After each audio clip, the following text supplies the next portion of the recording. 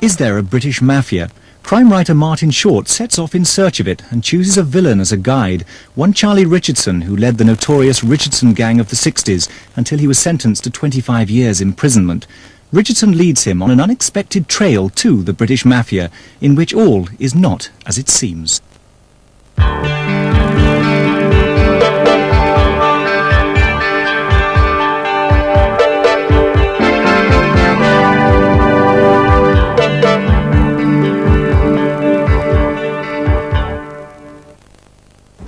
We're in southeast London, across the road from a second-hand car showroom, which is one of the business operations of Charles Richardson, leader of the notorious Richardson gang of the 1960s. Now, we've repeatedly tried to get an interview with Mr. Richardson, but he's refused to answer our phone calls or reply to our letters.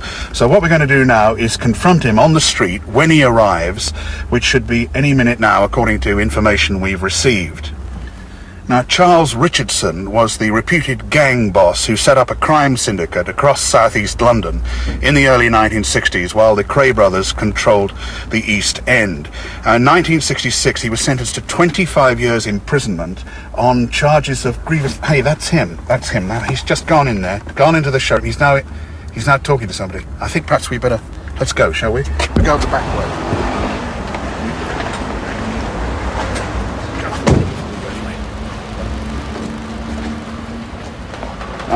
I'll just knock on the door and see if we can... Jesus.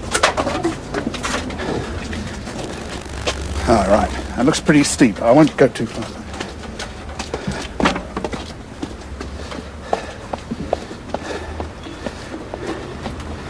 Okay. What a night to do this. Mr. Richardson.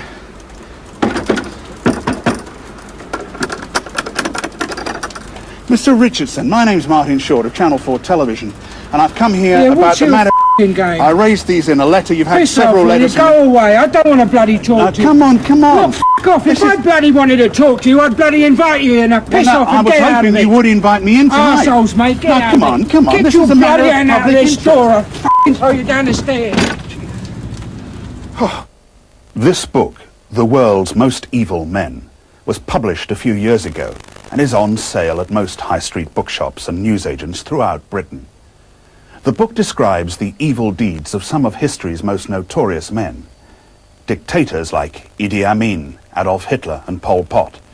Mass murderers such as Jack the Ripper and Vlad the Impaler.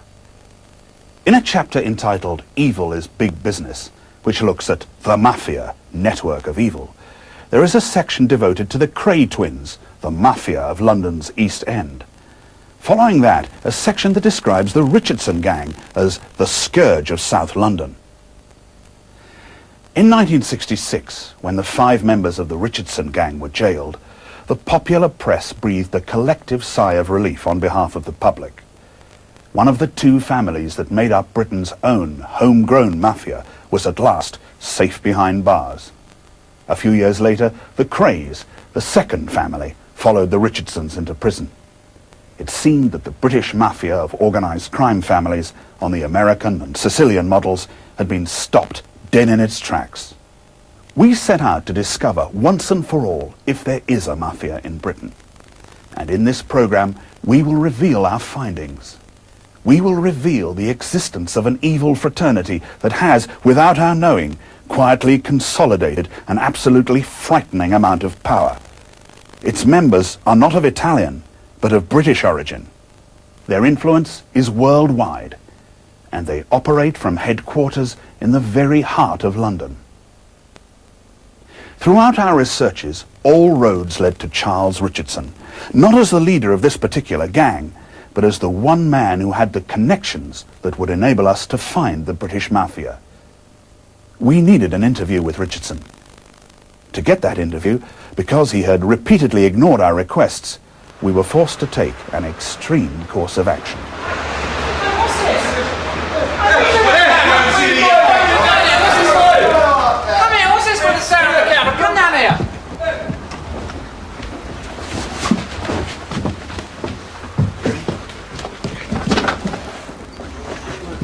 Mr. Richardson, my name's Martin Short. Hang on a minute, I'll call you back, all right? What the fucking hell do you think you're doing in here? What's he pissing about with that fucking camera? Go on, mate, piss off and fuck off out of here.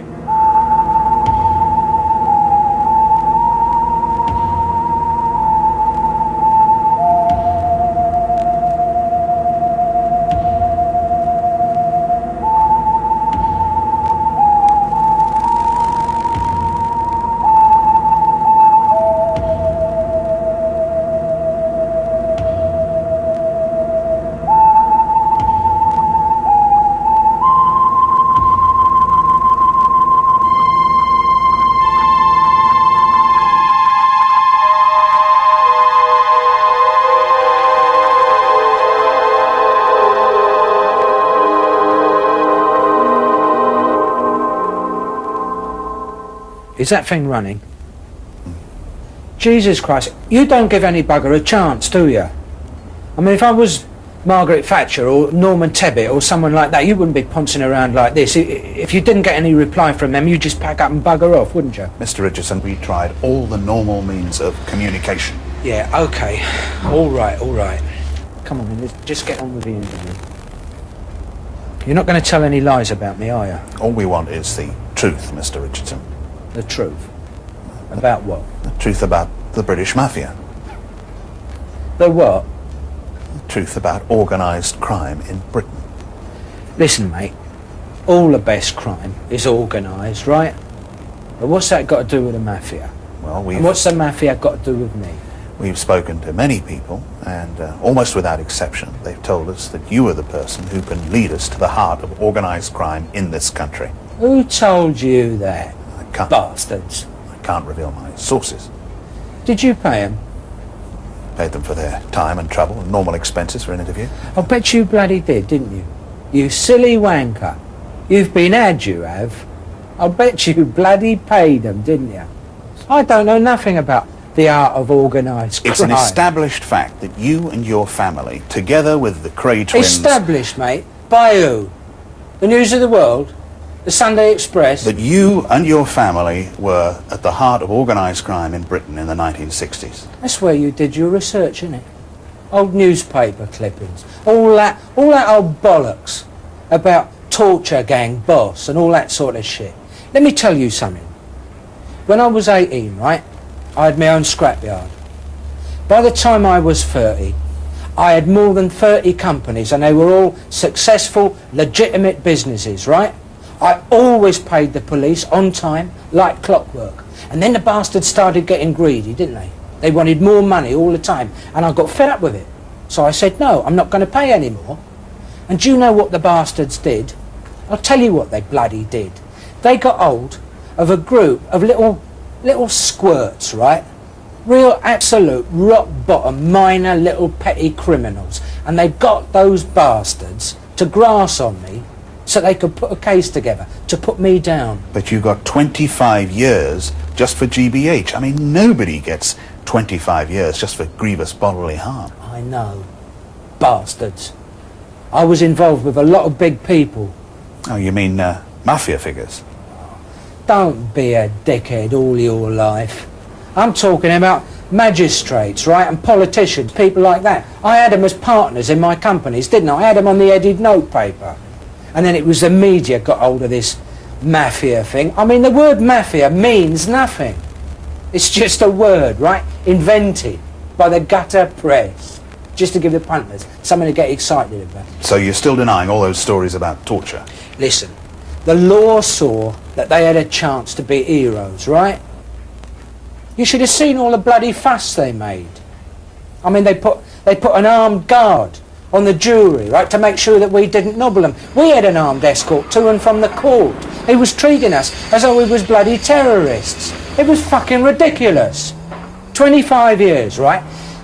Can you think what that means? 25 years.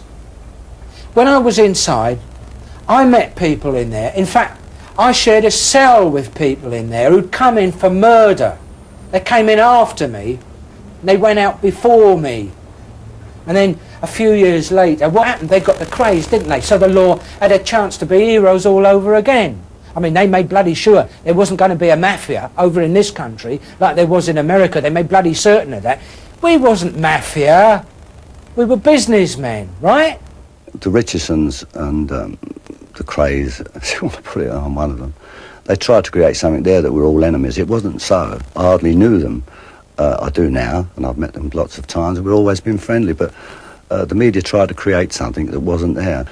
And they did control lots of businesses in South London, like we owned clubs and businesses in East London. And I think that, even though you had lots of power and lots of people, and it did control lots of things in many ways, it stopped, I think the crime rate went down instead of up at that time, because they were more afraid of the names than they were the police. So in fact, they did service in many ways, and it wasn't as, like they said, all this gang warfare. Of course, it still happens today. You have little things go on, but it was exaggerated quite a lot. I mean, you tell me, what was I supposed to do if somebody owed me money? Go to the police? Take them to court? I'd had a record since I was 14. I mean, what bloody chance did I have? Well, you also had some very odd means of debt recovery. Don't be so bloody cheeky, mate. I'll tell you what, my methods of recovery were a bloody sight less violent than a lot of people's. I mean, supposing you owe money to a building society or something like that, what do? I'll tell you what they bloody do. They take your house away from you. They sling you out in the street. You might have a wife, you might have kids, you might be bloody frozen, got nowhere to go, nowhere to live. They don't bloody care. They throw you out in the street. All I ever did was to give someone an occasional smack in the mouth. Now, what would you prefer? The people here was only in their own environment. He didn't need anybody outside, and my son never carried a gun or knife. He never took a human life or murdered anybody. And why he got 25 years, I'll never know. There's a man near Bamber last year. He shot his adopted mother and father, shot his sister, no 2 children, he got 25 years. Now, where's justice come? My boy GBH, for hooligans that he whacked. I mean, where's the justice? Let me tell you about physical violence, right? When I was inside, I met a bloke in there who'd been in the Army Pay Corps, right? He'd committed fraud or something like that. That's why he was inside. Now, he told me that when he was out in Kenya and he used to have to pay the soldiers there used to get a bonus for every hand they chopped off of a Mau. And he used to have to collect all these hands and put them in a big sack so he could justify and account for the extra money that he was giving out. And he used to say this really upset him and his officer, because they always had sackfuls, right, of bits and pieces of bodies lying around the place. And they weren't sure where those bodies had come from. They didn't know if they'd actually come off the enemy. I mean, there might have been some perfectly innocent little jungle bunny walking around, suddenly, gets his fucking hand chopped off by a British soldier because he knows he can get more money for it. So don't you tell me about physical violence, right? I was a bloody amateur. Charlie, I didn't come here for a lesson in the history of the British Empire. What I want to know from you is there a mafia in Britain today? Well, if you mean, is there some bugger kneeling down, right, kissing the hand of Marlon Brando while he sits there with a great big bowl of spaghetti in front of him, which he can't eat because he's gob stuffed full of ping pong balls? Then no, of course there bloody isn't. Now, you know very well that's not what I mean. I mean, is there organised crime on a large scale in Britain now? Oh, yeah, involving millions of pounds. Ah, so now you're admitting there is? I'd be a liar if I said there wasn't. Well, who are the people involved and where can we find them? You really want to meet the British Mafia, don't you? That's why I came here today, Mr. Richardson. Are you sure you were up to it? I've met some pretty nasty people in my time. All right. OK, come on, let's go now. Come on, tell your lads, pack that camera up and the lights. Come on, let's go now. What, you mean right now? Yeah, come on, we'll go in my car. Charlie, why did you go in for a life of crime? I didn't. I mean, I was, and I am, a businessman, right? I mean, all right, I did a few things when I was a kid, you know, but I did time in Borstal for that. I mean, what I really am is a businessman. The trouble is I didn't have the right background for it, didn't I? I mean, everybody in business takes a few risks, don't they? But if I take a few dodgy steps, well, I'm a criminal and I'll go inside for it, don't I? If Lord How's your father gets caught, well, you know, poor old codger, he's got a few income tax problems, that sort of thing. Yeah, but, I mean, you grew up in southeast London. I mean, most of the people you grew up with, I mean, they took a regular job, they paid their taxes, and they lived a normal life. Now, you didn't do that. I mean, most people would be quite happy with that kind of life. Oh, come on, you don't lead a normal life for a kick-off. You're a journalist, you get well paid, you've got an exciting job, haven't you? I mean, most of the people I grew up with, they went out, they got themselves jobs, they worked their bloody fingers to the bone. At the end of the week, they were lucky if they had a few quid, just enough to pay the bills and maybe enough left over for a pint of beer. And then what would happen? They'd come home to squatty, damp, shitty little houses and pay rent to live like rats. Well, that wasn't good enough for me. I mean, you know, when we could afford it, when we was kids, we used to go to the pictures and you'd see how people lived up west, and I thought, that's what I want, that's for me. I mean, what's the point of working your life away, day in, day out, until you get to be a bloody old age pensioner, you're freezing, and you haven't got enough money to put the electric fire on? So I thought, right, they're no better than me, the businessmen. Why should the people with the houses and the cars, why shouldn't I have bloody houses and cars and all? So I thought I'd get into their game, business. The trouble is, those buggers like to keep it all to themselves. But not all your businesses were strictly legal. Who says? Well, for a start, you were into, what do they call them, long-firm frauds. Oh, long-firm frauds, yeah. Beautiful. What is a long-firm fraud? Well, a long firm takes a long time, right? First of all, you set yourself up with a firm. I mean, it could be anything. These days, say, it could be video recorders, something like that. You find yourself a supplier, you go along, you buy, say, 10 recorders off him, and you pay cash, right? And you do this a few times until he really gets to trust you. And then the next time you go along, one of these days he's going to say to you, yeah, why don't you become an account customer? And you say, yeah, that's a good idea, I never thought of that. So then you become an account customer. You always pay on the dot until you've really got the bugger to trust you properly. And then that's when you slap it on him, you see, because you ring him up one day and you say, look, I've got a big order, right? Can you supply me with, let's say, 1,500 or 2,000 recorders? And he says, of course I can, because as far as he's concerned, it's good business, isn't it? So he brings them over to you in a lorry on credit, of course, right? And then by the time the end of the month comes and he's scratching his head and saying, well, I wonder when that bugger's going to pay me. Well, you've evaporated, haven't you? I mean, false address, everything, gone, scarpered, they'll never find you. I mean, like I said, it does take a long time, but then, you know, you have 2 or 3 of these on the go at the same time, don't you? You could make tens of thousands of pounds that way. It's peanuts. I can make more, right, in a day now, sometimes even in 10 minutes, legally, and that's without having to go straight directly to jail, like they do on a Monopoly board. Well, perhaps you could tell me what you're up to, unless you want to keep it to yourself. Well, let me think. Soybeans, coffee beans, groundnut oil, oranges, cosmetics, chemicals, insurance, you name it, I'm doing it. Sorry, no, just explain. I don't understand. Well, I'm in the city, aren't I? In the stock exchange. Look, mate, you can earn thousands there, right, in minutes, if you know what you're doing. And I do know what I'm doing. Do you know what the motto of the stock exchange is? I mean, this is great, this. It's written in Latin, right, underneath their crest. Do you know what it is? You tell me. My word is my bond, right? I like that. My word is my bond. I mean, that's my motto and all. Mind you, I wouldn't trust those bastards' word for anything. Now, what I'm saying is you have to be fairly astute to work in the city. It takes a lot of training. They normally recruit people straight from Oxbridge.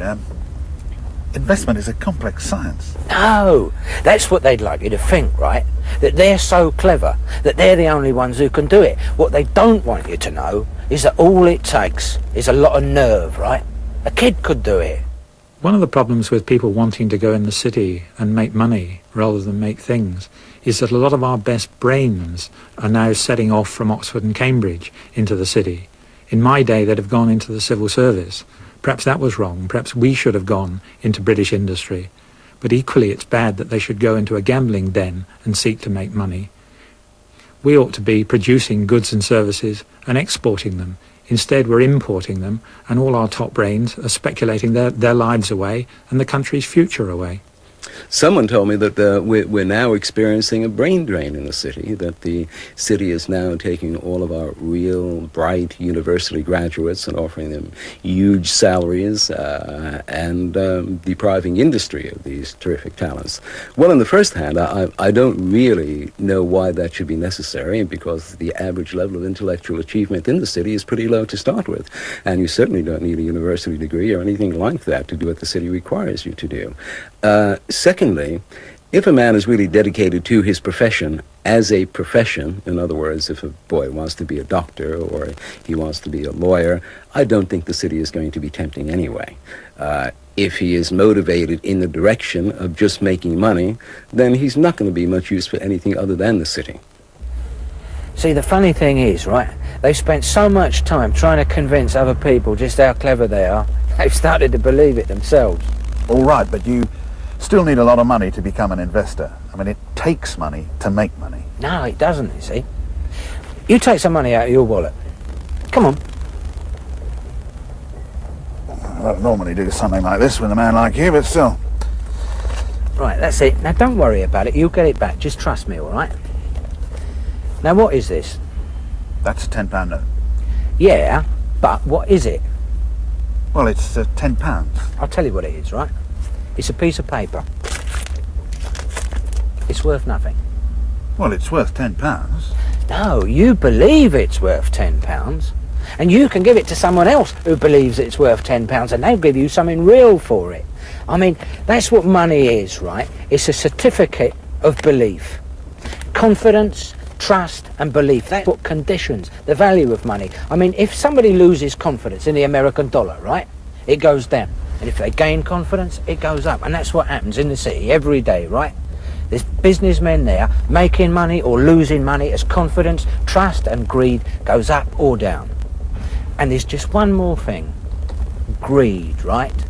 That's an important thing, because the city is the home of the con man, right? It's where he belongs, it's where he lives. And greed and trust are the two basic tools of the con artist.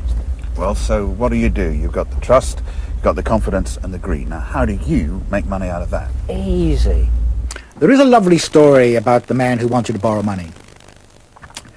And he was introduced to Rockefeller, that is Rockefeller Sr. He wanted to borrow money for a project. And Rockefeller listened and he said, "Son, I can't lend you that money, but I tell you what you're going to do. You are going to a restaurant about 3 blocks from this office, and you will go in and you'll sit at a table and wait." Now, the young man didn't know why he had to wait, but he said okay, and he went to the restaurant and sat at the table. About 30 minutes later, Rockefeller came in with 4 or 5 people. And Rockefeller came up to him, put his arms round him and whispered in his ear, "I said to you, I'm not going to lend you money, but now that people see me whispering in your ear, you can guarantee that you are going to be inundated with requests." And sure enough, he was. A banknote is simply a promise by the Governor of the Bank of England to pay up on a certain date. What happens, though, if a big city industrialist signs a bit of paper and promises to pay £100 million at a certain time? That can become money. The problem is that if you get a takeover bid, then a company can sign 10 or 11 or 12 of those bits of paper and say that at some future date they promise to pay a vast sum of money, several £billion, but there's nothing to back it except confidence. Well, to deal in the city, all you really need is a telephone to open up an account with a stockbroker and enough money to pay for the shares that you want to buy, whatever that may be. What you don't need is any particular amount of skill or intelligence or background. This is clearly shown by the type of people that have been jumping into the privatization issues recently. I must say I've been tempted to have the odd flutter on the stock market recently myself. Oh, yeah. I mean, British Telecom, British Gas, I mean, brilliant, 24 carat, the best contract in the history of the art. Don't tell me you disagree with privatisation. No, I think it's wonderful. It's just, I thought I'd known all the best contracts, that is until Margaret Thatcher came along. Well, I don't think privatisation is a confidence trick. Of course it is. Look, you just think about it, right? You go up to an house, right, where there's 6 people living there, and they all share the ownership of the house together. You knock on the door, and you say to them, I'm going to make you an offer you can't refuse. I'm going to sell you your own house, right? So they go inside, and they have a talk about it, and they come back to you, and they say, you hang about. We don't want to buy our own house, we already own it. And you say, no, what I'm going to do is I'm going to sell you shares in your own house to anyone who can afford it, right? But out of the 6, there's only 2 people who've got enough money to buy shares, right? So they buy the shares, and it's perfect for them, because now, instead of 6 people owning the house, there's only 2 people owning it. And those 2 people can charge the other 4 who didn't have enough money rent, right, to live there. But this is the best bit, right? Instead of getting stroppy, the other 4, right, and saying, here, hang about, you can't do this, we already own this house, you can't sell us our own property. Instead of making a fuss about it, they go, oh, yeah, well, I suppose that's fair enough, innit? I wish we had enough money to buy shares. Then we could do the same, couldn't we? I mean, it's bloody perfect. It is the perfect contract. As we know, over the past years, Britain has been suffering from very, very high unemployment. And it continues to suffer from high unemployment. That unemployment, the welfare payments, the transfer payments, have to be financed somewhere. This is a tremendous drain on tax revenues. Now, the ideal solution has been privatization. Because what are they really selling? They're selling something that the British public already owns and already paid for. Now, in my mind, privatization is nothing more than a de facto form of taxation that has been made voluntary by appealing to the greed and emotions of small private investors. But Charlie, if you're operating in the city, you're not just playing around with some video warehouse, you're toying with the very economy of this country, the financial centre of industry, and of our general well-being. Bollocks. I used to think that, right? I used to think the big companies used to put shares on the market to raise money so they could reinvest in their own companies. That's a load of old cobblers, mate. The city is just a place to make money, pure and simple. Well-being of the country, leave it. The end result of directing money towards the city is that money has just shifted from one area to another like a zero-sum game. The end result of directing money towards manufacturing industry is that you have a product that you didn't have beforehand that remains in the country or as an export to the country. So on the one hand, you're left with nothing. On the other hand, you're left with something you can hold and touch and be proud of if it's a good British product. There's nothing wrong with making money, providing that you make it legitimately from producing goods and services that people want or need.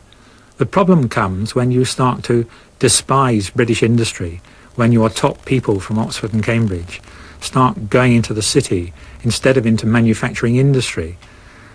And then that means the country has to import its goods and services. Industry runs down and the country goes into terminal decline.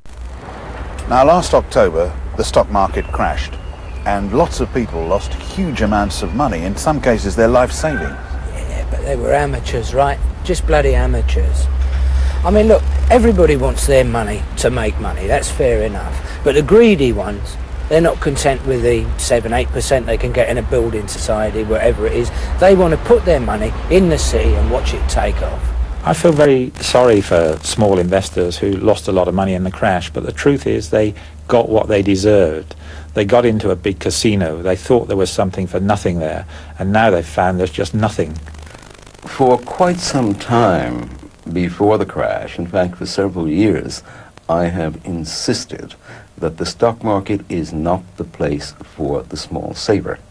He doesn't understand it, he'll be gripped by euphoria, and he will think that he's investing while he's gambling, and in the end there will be tears, because there always has been. I think the stock market is a far too dangerous place for the average investor. He shouldn't go anywhere near it. He should keep his money in the bank or in building societies, in areas that he understands. Well, now, you invested in the city. and you survived. Well, what's the difference between you and all those other people? Attitude, mate.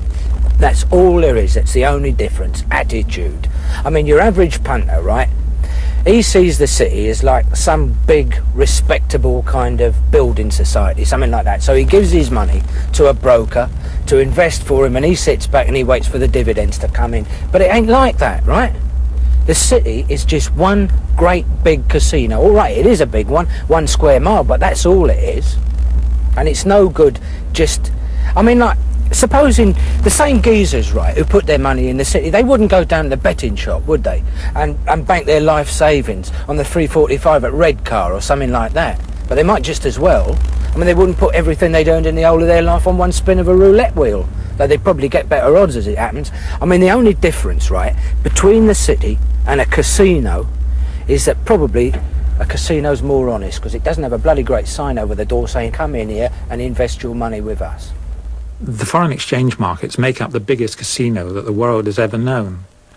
Not every month and not every week, but every day that they're open. $150 billion cross the foreign exchanges, and only about 20% of that is needed to finance foreign trade, so that every day something like $100 billion is speculated across those exchanges. It's a bit like having a game of bingo every day, and the prize is 12 digits. 1 0 0 0 0 0 0 0 0 0 0. I mean, it's mind-blowing speculation. Over the years, the city fathers, the stockbrokers, the bankers, have tried to present the illusion that they're there to present the investor with a prayer rug at the temple of investment. But in reality, the investor, all he really gets is probably the equivalent of a set of knee pads at the world's biggest floating crap game. Of course, you could never sell it that way, because large amounts of money are involved. In betting shops, small amounts of money are involved, so it's easy to sell the betting shop complex, the betting shop concept. In the casino, the amounts of money are slightly larger, so the decor is better, the chandeliers, you have more crystal, there's food and wine. Now we get to the really big casino, which is the stock exchange, so you really need some big PR to support the type of money that's involved there. So this is why, although all three are casinos, from the betting shop to the stock exchange, given the amounts of money involved, each are subject to a different type of PR. And the city, of course, we have the PR of respectability, which helps the sales promotion schemes. I think the average person would be better advised to have his weekly gamble with the football pools. He's got a much better chance.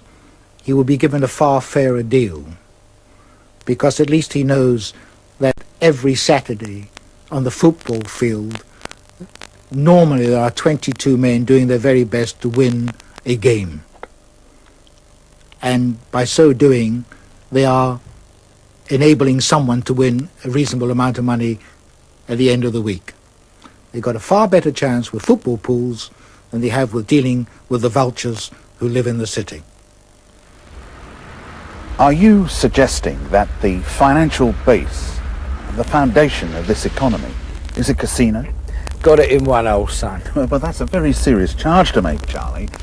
Because this casino, as you call it, it has a lot of power. It influences trade, industry, the government even. Influences the government? It is the bloody government. I mean, that's real power, that is. Money power.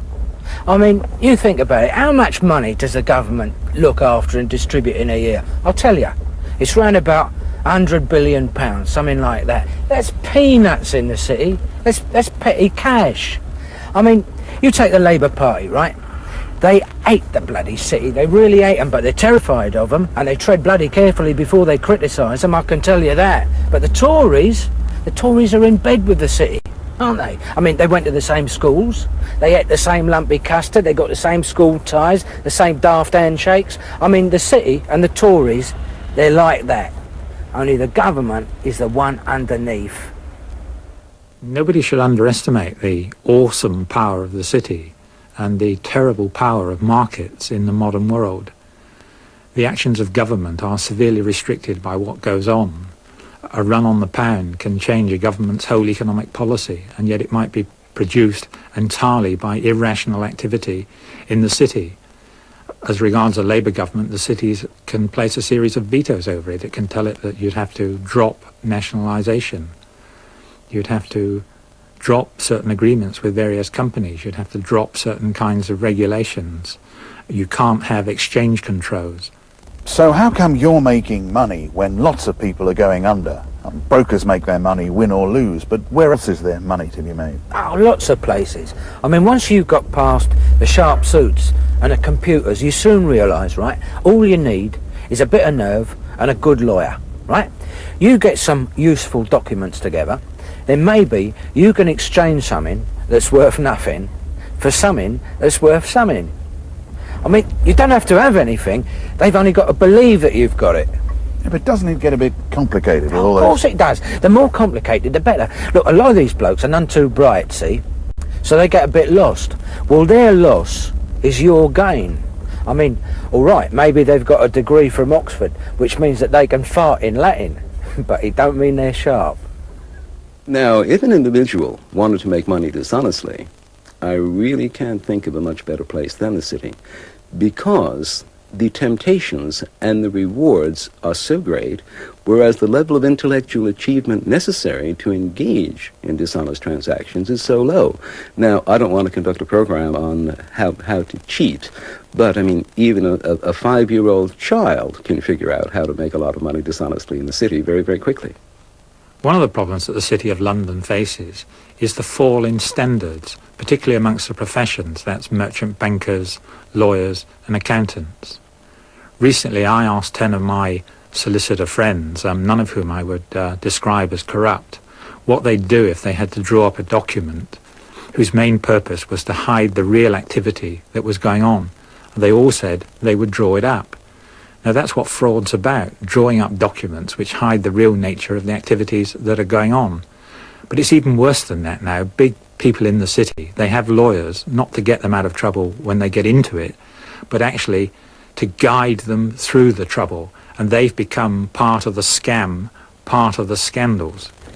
If you go to the races, the horse races, and you want to win a few quid, the best way to do it is to manipulate the odds. So you spread a rumour that Laughing Duck, or wherever he's called, is a bit under the weather. So the odds go up. But you still back him because you know you're backing a certain winner. Well, it's the same in the city, right? Those people who are desperate to get any whiff of inside information will believe any silly rumour you tell them. And so you manipulate the prices.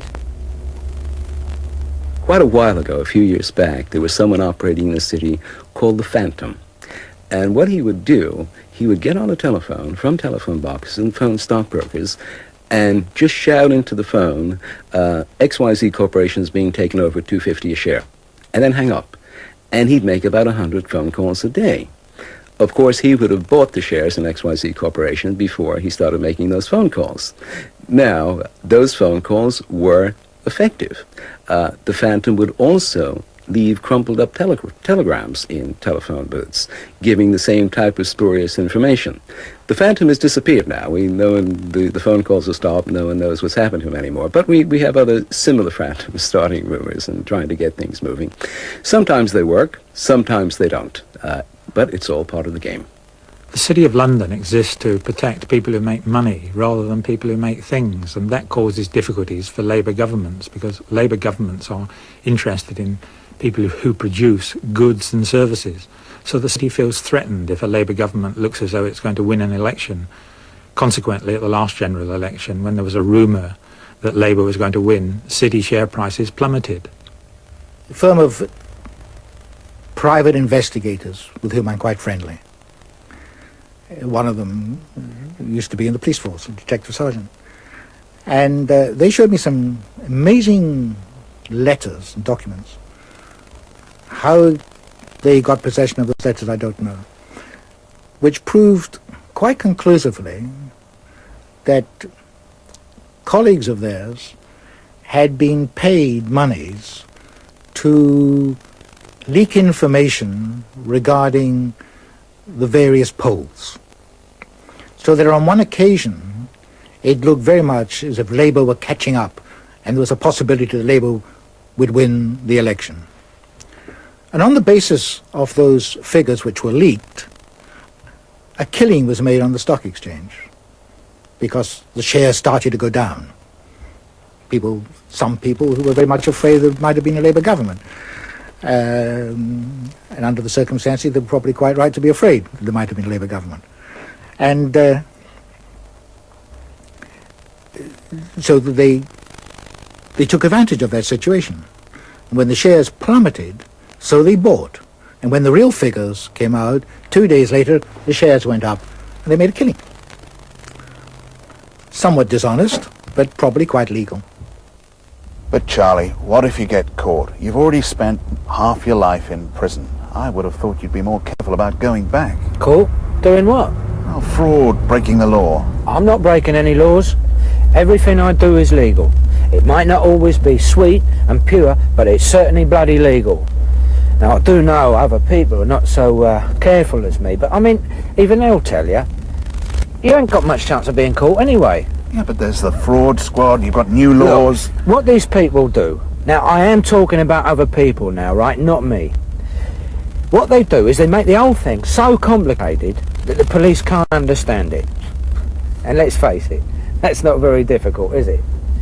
And in any case, even if they do manage to unravel a particularly clever deal, you imagine how difficult it is to get the average jury to understand it. I mean, the poor buggers will fall asleep trying to work out what it all means. Fraud's an extremely difficult crime to get at. You require very clever solicitors and very bright accountants. There aren't very many of them working for the fraud squad, and they aren't paid very much. And the people in the city are very sophisticated. That's the people who commit the crimes, so that basically the investigators aren't up to it. But the second thing is that there's still a belief that fraud is not a real crime because there isn't a real victim. And that, of course, is preposterous, because for every winner in the city, there's a loser. And then if they do find you guilty, they might say, well, you've been fiddling a few million quid. And what will they do? They'll say, you've been a very naughty boy, give some of it back, say you're sorry, and resign. They're all criminals at heart. They are all committing crimes of some description. And if you commit a crime, you're a criminal. And even if you confess to it later, you are still a criminal. But it seems that the bigger the crime in this country, committed in the city, under the banner of the establishment, under the cloak of the Bank of England, you can get away with it if you apologize and say, I'm very sorry. And you're not arrested, and you're not charged. If you're a petty criminal in this country, you're treated quite harshly. If you steal from Marks and Spencer's 3 or 4 times, then on the 3rd and 4th occasion, you'll probably go to prison. And if you cheat on the Social Security, if you nick 20 or 30 pounds, then that can be the end for you. But if you defraud someone in the City of London of £50 million, the chances are you'll get away with it. First of all, you'll probably be too sophisticated for the fraud squad. Secondly, society won't think that you've done anything that's terribly wrong, so that even if you're convicted, the judge who wears the same white collar as the criminal will give him a suspended sentence, and sentencing in fraud cases is notoriously lenient. The police and the fraud squad are one thing, Charlie, but now they've got these new self-regulating agencies in the city. I mean, they're supposed to understand the deals, even the complicated ones. And they've got new laws to deal with insider trading and other abuses. Insider dealing, self-regulating bodies, don't make me laugh. I mean, maybe they should give pickpockets the opportunity to have their own self-regulating body. The Securities and Investment Board was set up under the Financial Services Act, basically to regulate the city. It stands over a series of self-regulatory bodies. Now that's the real problem. Basically the city polices itself, and the real fear is that the old boys will carry on letting the old boys off, but the Securities and Investment Board is supposed to stop that. But it's not a statutory body, it is a private company. And that's quite astonishing. There's no other country in the world which attempts to regulate itself in this way. Whether or not the Financial Services Act, or what we've seen since Big Bang, is going to help reduce crime, I don't think it will at all, because from what I've seen in the Act, it does offer a certain degree of protection for the average investor. But it doesn't really touch some of the areas where the biggest frauds are being committed. And it's I get the feeling it's sort of, I mean, since it is self-regulation, it's like putting a group of Draculas in charge of a blood bank. Of course, everybody knows that connections are important. Connections? Yeah, you know, the kind that can keep you out of trouble. You know, the mafia that you like to keep talking about, the one in America. Well, they've always got politicians and judges on their payroll. Well, it's the same over here. If you're clever, you get in with people who can look after you.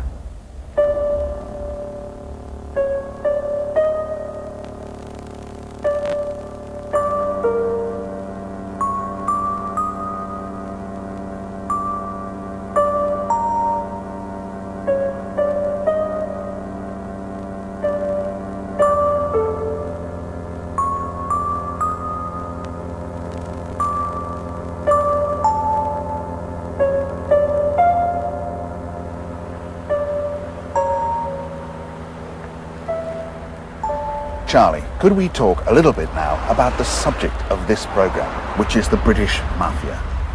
Well, what the bloody hell do you think we've been talking about for the last hour? I mean, I promised you I would take you to see the British Mafia. And here we are, the city. There's Lloyd's building over there. A bit further down the road, there's the Bank of England and the Stock Exchange. It's just one big, happy family. Oh, come on, Charlie, you're playing games with me. Why? Well, because by the Mafia, I mean an organisation that controls the criminal world, that makes huge amount of money out of various rackets. Yeah, that's right. That's it. That's where we are. The city. Look, listen, Martin. When the Jewish and Italian communities went to America, right, they landed in a new country that was ripe for organisation and for rackets. Now, in this country, that's not possible, because the big power, the real money, the real rackets, have been going over here for hundreds of years. They're all stitched up, and they're passed on from generation to generation. And the American gangsters, right, they're still struggling to get the respectability that they're after. But we've had 3 centuries head start on those buggers, and look, haven't we done a beautiful job with it and all? I'll bet you there are millions of people, right, who think that the blokes who work here in the city are really good blokes, hard-working, who've got the economy of this nation deep in their heart. What a load of cobblers. It's the best confidence trick in history. One thing that's always amused me has been this little story about Lucky Luciano and the New York Stock Exchange. It seems on his very last day in America, just before he's being deported to Italy for the rest of his life, one thing he wanted to do was visit the New York Stock Exchange. So they took him on a guided tour of the New York Stock Exchange and explained to him exactly how the specialist system worked and how the buying and selling of shares worked and how the brokers worked and the whole mechanism from beginning to end. And at the end of it, he sort of thought a bit and he scratched his head and he said, "Gee, all of these years I've been in the wrong business." If Charlie Richardson had his time over again, there'd be no need for violence and blood on the floor. He'd move north from South London into the city and get a job as a merchant banker. As part of that mafia, he'd have friends in the Bank of England, he'd rip people off, and he'd become very prosperous. In his old age, they'd give him a knighthood and possibly a peerage, and when he died, the establishment would mourn his passing with an obituary in the Times rather than the News of the World. You honestly think that it's all one big confidence trick? Of course it is. You think that people are gullible enough to be duped into believing that the city is respectable?